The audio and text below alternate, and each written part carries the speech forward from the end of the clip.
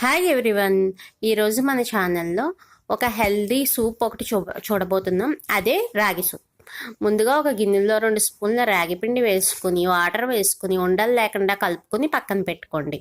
తర్వాత స్టవ్ వెలిగించి ప్యాన్ పెట్టి ఆయిల్ వేసుకుని అల్లం ముక్కలు, వెల్లుల్లి ముక్కలు, పచ్చిమిర్చి ముక్కలు, కొన్ని ఉల్లిపాయల ముక్కలు వేసుకుని టాస్ చేస్తూ ఉండండి.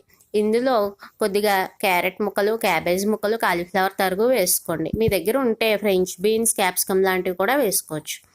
ఇప్పుడు సూప్ మొత్తానికి సరిపడా సాల్ట్ వేసుకుని ఒక 1/2 లీటర్ వాటర్ వేసుకుని మరుగుతున్నప్పుడు కొద్దిగా మిరియాల పొడి వేసుకుని కలుపుకొని మనం ముందుగా సిద్ధం చేసిన రాగిపిండి మిశ్రమాన్ని వేసుకుని బాగా కలుపుకొని ఉడుకుతున్నప్పుడు కొత్తిమీర వేసుకొని స్టవ్ ఆఫ్ చేయండి.